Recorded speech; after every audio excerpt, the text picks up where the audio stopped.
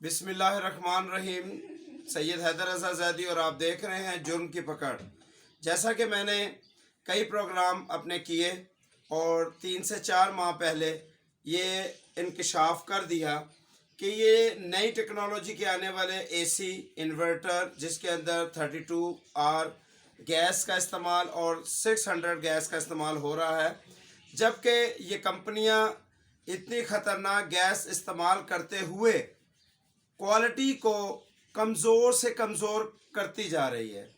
जब पहले pipes compressor की थिकनेस काफ़ी हैवी थी, जबकि विंडो एसी आपने देखे होंगे, और अब जबकि इतनी ख़तरनाक गैसेस का इस्तेमाल किया जा रहा है और यहाँ पे क्वालिटी को बेहतरीन रखना चाहिए था, और कंपनियाँ पैसों को डबल से डबल करती जा रही हैं और कंपनियां क्वालिटी को गिराती जा रही हैं।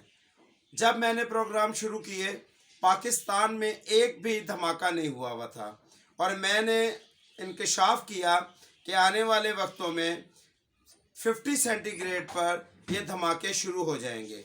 जबकि पहला धमाका अहमदिया शर्किया पुल में हुआ मुल्तान की तरफ, और दूसरा धमाका अखबार ने बताया कि ये इंकशाफ हुआ है कि ये वाकई गैसेस जो हैं ये ख़तरनाक हैं, और तीसरा अब जो हम टीवी पे ये जो न्यूज़ आ रही है अफसोसनाक कि बच्चे झुलस गए, इंडोर यूनिट ब्लास्ट हुआ और हायर यूनिट ये एसी था और इसमें ब्लास्ट की सूरत में बच्चे झुलस गए। जबकि काफ़ी ज़्यादा जो इसके अलावा जो वीडियोस हैं वो सोशल मीडिया पे आ रही हैं।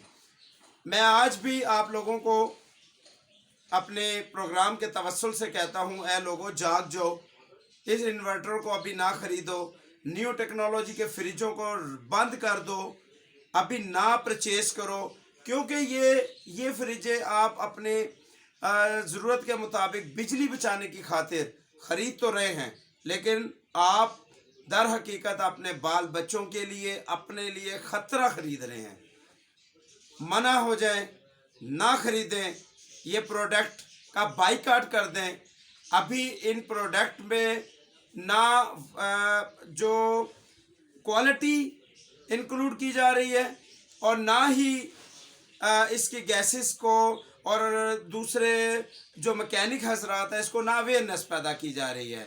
हमने बहुत कोशिश की कंपनियों के दरवाजे खड़काने की, और आपने मेरे प्रोग्राम में भी देखा, जुर्म की पकड़ यूट्यूब प्रोग्राम में भी देखा कि हम कंपनीज़ के दरवाज़ों में खड़काया और हमने गए, वहाँ पे उन्होंने हमें धक्के मारे, हमें अवेयरनेस नहीं दी।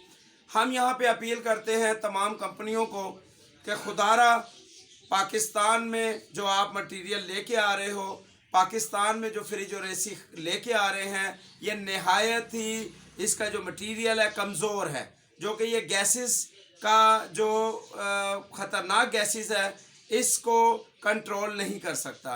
लिहाजा इसके म्यार को अपग्रेड किया जाए, जैसा आप दूसरे मुल्क के अंदर ये R32 और R600 इस्तेमाल हो रही हैं, लेकिन वहाँ ऐसा कुछ भी धमाका नज़र नहीं आ रहा। क्यों? क्योंकि वहाँ का म्यार अच्छा है।